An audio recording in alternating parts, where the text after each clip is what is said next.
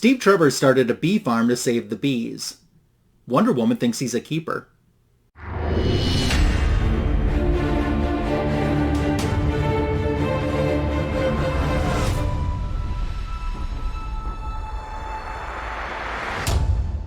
Welcome to Lassoed Loot Volume 281. My birthday is this upcoming weekend, so we'll celebrate in this video with an all Wonder Woman haul. I have an item that's been on my most wanted list that I was starting to wonder if I'd ever be able to put into my collection. I'm going to share that today. I have something vintage that I finally pulled the trigger on. There's AOKs, there's upgrades, and more fun things in today's video. I'm happy that you're here for it. You can celebrate my birthday with me as well with a special hashtag that I'll talk later on in today's video about. Also, my back issue of the week dropped yesterday morning. And this week in the year, since it's my birthday, I always like to pick a special something birthday related book. What I picked this year is a Marvel book that I bought a few years ago as a happy birthday to me from me present. So it's, I'll tell you, it's about Hank McCoy, the X-Men character Beast. So if you haven't checked out that short yet, I hope you'll do so. Thanks for your support on my back issue of the week. So let's get started with today's Lassoed Loot Volume 281. Today we're starting out with AOKs. A few weeks back I had the chance to meet two more community members. I met the Chedi Knight, the man himself, Chet Scotland, and ComixKings was with him, Brandon. So I've been friends with both of them for several years now, but it was my first chance getting the opportunity to meet them. Sometimes I feel where I'm out in the Midwest, I feel a little bit isolated from some of the YouTube comic book community, so it was fantastic to get the chance to spend some time with them, and I thank them for wanting to spend some time with me. Well, Brandon, ComixKings, brought some AOK action with him, like this Wonder Woman comic book. It's Wonder Woman Volume 5, Issue 51. This was published in 2018, and it's the Jenny Frison variant cover. Steve Orlando was the writer of the story, and you can see he signed the front of it. Laura Braga did the interior art.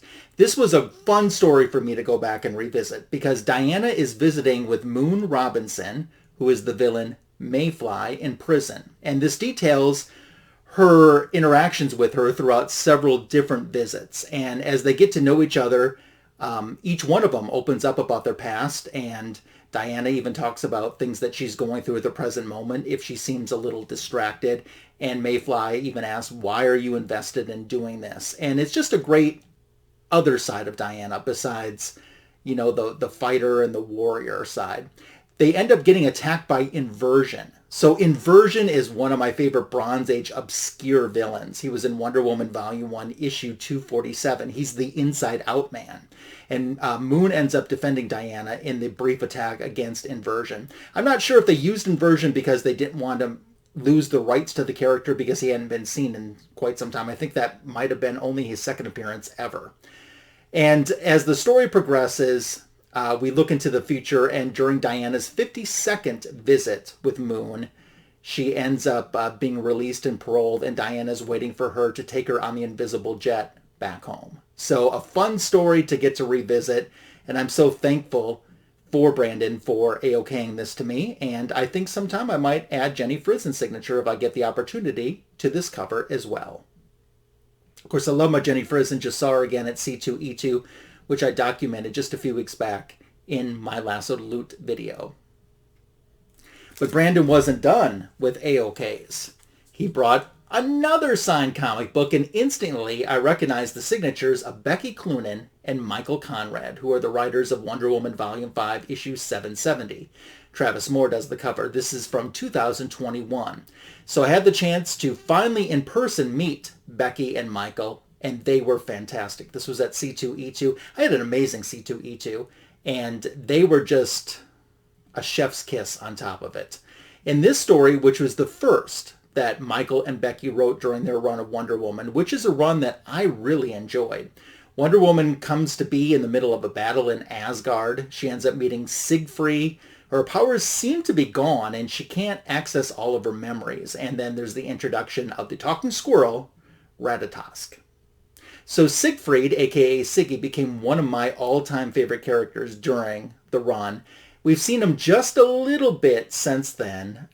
His cousin was dating Power Girl in an issue of her comic book.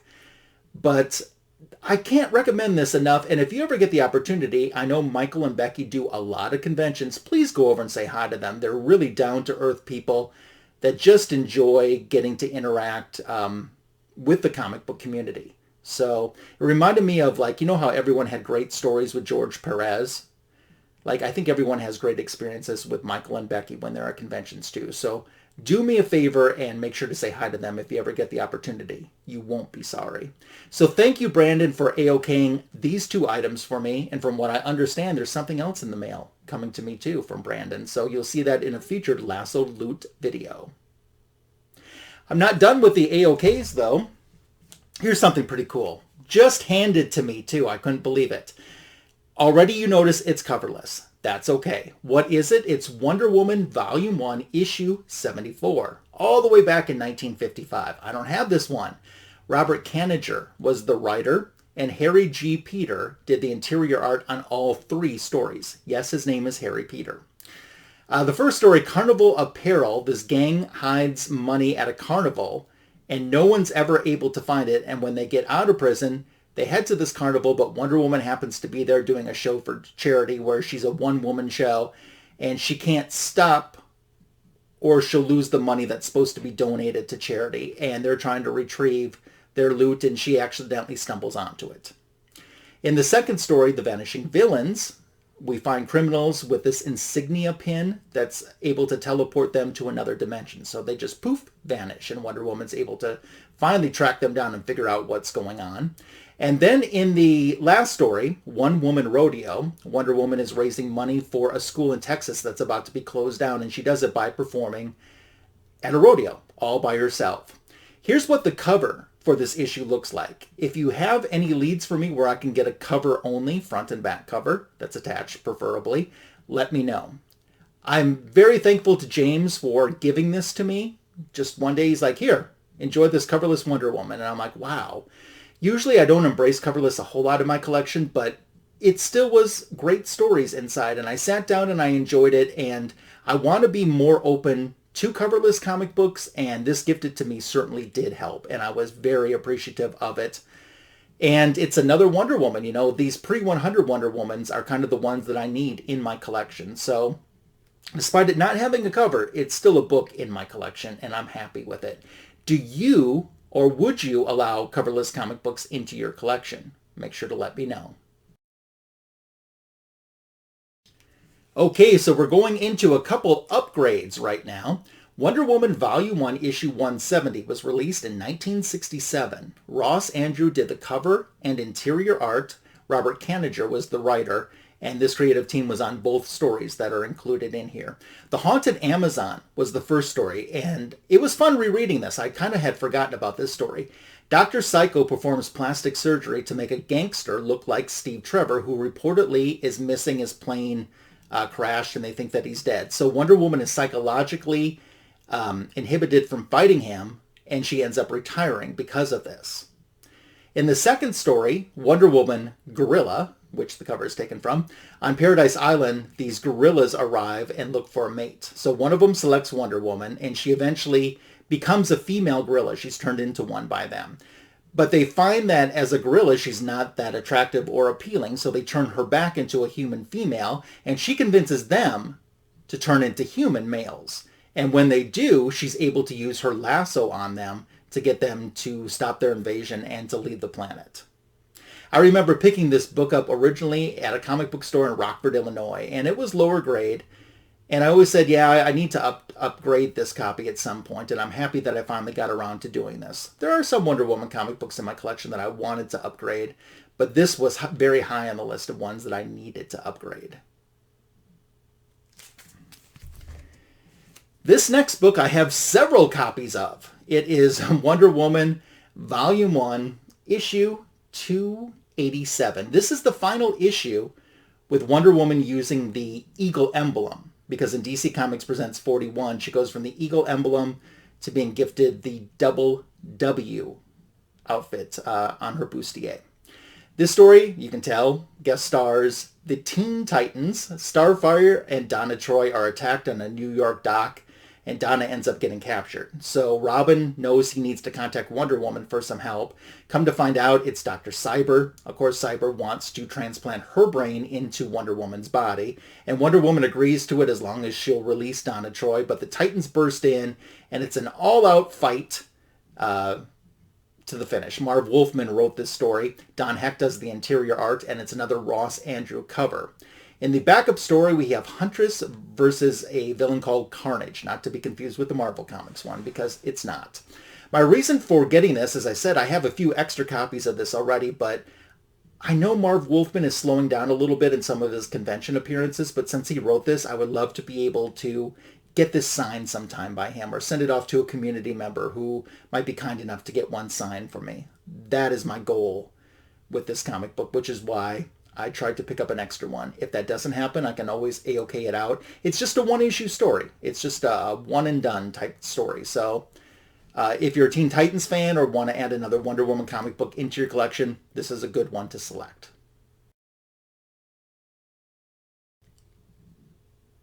This should not have been nearly as tough for me to acquire as it was, but it's in the collection. Let's go! Let's tell you about it first. It's the official 2020 C2E2 poster from their convention in Chicago, featuring Wonder Woman running in front of the Chicago backdrop. Now, I have the official 2018 poster with Superman in Chicago by Philip Tan and had it signed by him. I've been trying to get this one, but 2020 was the year that COVID hit, and C2E2 was one of the few conventions that actually occurred in 2020. I wasn't able to make it to it, but I wanted this poster so much, and you just can't find this poster. It never was for sale. It was a promo item, and this is the full size. There were some smaller versions of this as well, but I wanted the big full-size poster to match the Superman one that I had. I have been looking on eBay for years for this, and it finally popped up on eBay. I could not buy it now fast enough, to say the least. And the post office, get this. So the location of this item was in a suburb of Chicago, which driving time would be between 3 and 3.5 hours.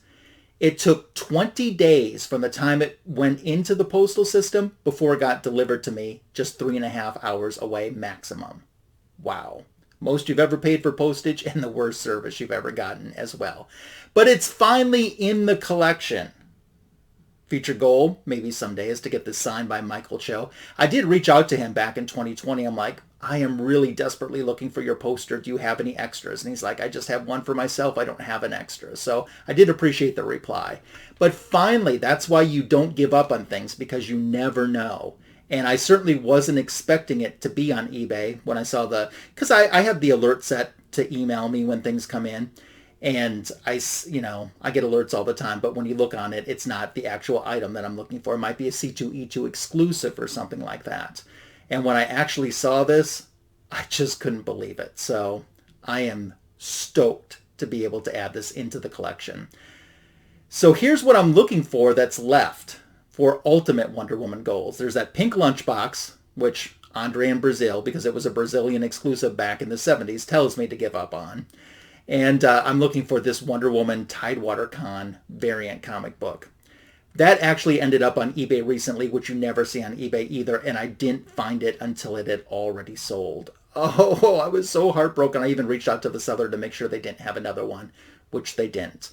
But I'm not going to give up, and posters like this help me with the acquisition and the motivation to keep striving for more.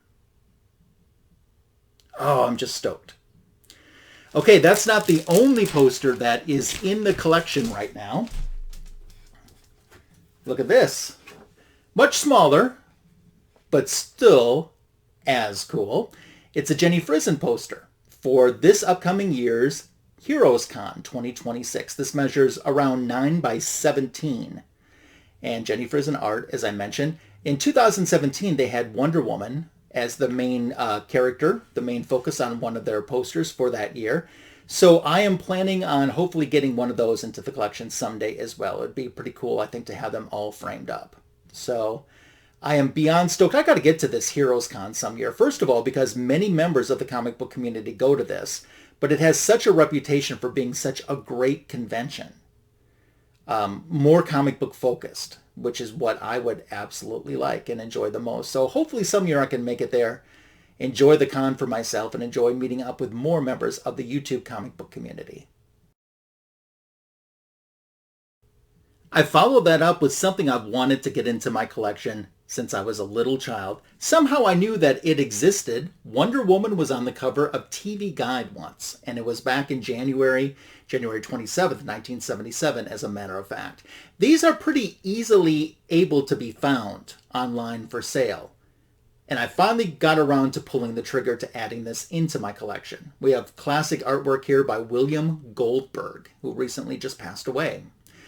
I had, when I was a little kid, a Wonder Woman birthday cake that had this same image of her on the birthday cake, but instead of coloring her hair black or blue or like that, they colored it red or pinkish red for some reason.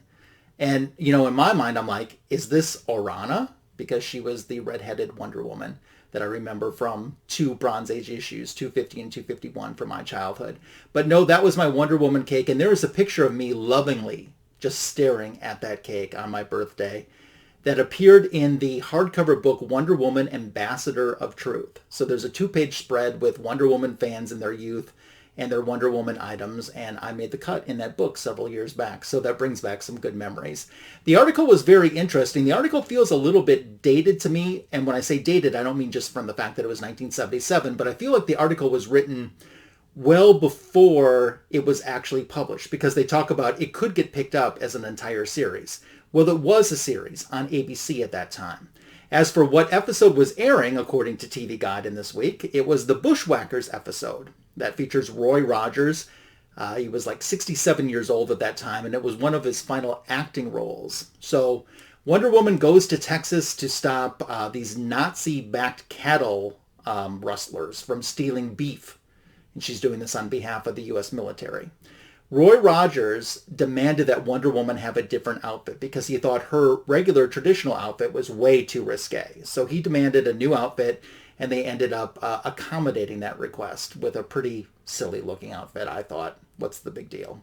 I ended up getting this book from Joel Thingbaugh. I didn't know that when I had the high bid on eBay that it was coming from him. A lot of Wonder Woman collectors are familiar with the large Wonder Woman collection that he had, and this came from his personal collection. It's in fantastic condition for the most part. Even the crossword puzzle is undone, and that's one thing that is tough, I think, on the TV guides. Usually the crossword puzzles are done. This one, untouched. And after all of these years of going, someday I'm going to put this in my collection, someday I'm going to, it finally is in the collection. Where it belongs, I should add. Let's show one more thing before we wrap up Lassoed Loot 281, and it's the brand new Wonder Woman Barbie that was just released last month. Come on, Barbie, let's go party. Barbie has been Wonder Woman on a few different occasions, the first time back in the year 2000. Then I think there was another release in 2003, 2008. Then in 2016 to tie in with the Batman vs. Superman Dawn of Justice movie. And then 2017 there were a bunch of Barbies as Wonder Woman characters because of the Gal Gadot first movie.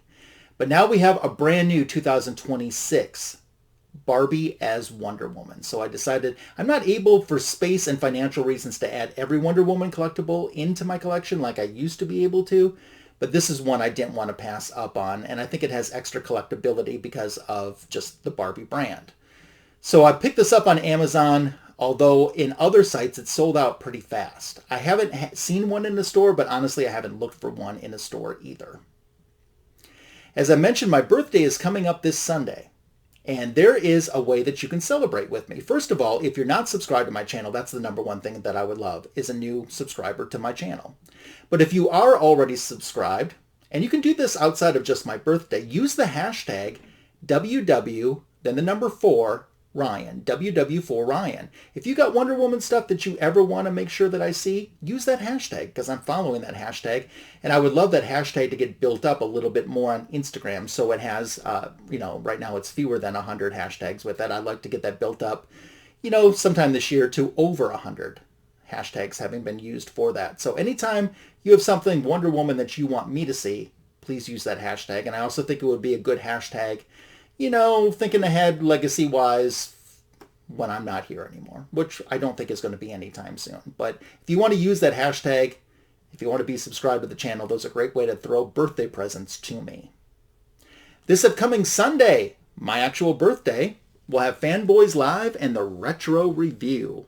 So tune in, 8:15 p.m. Eastern, 7:15 p.m. Central here on my YouTube channel and see what type of shenanigans we get up to.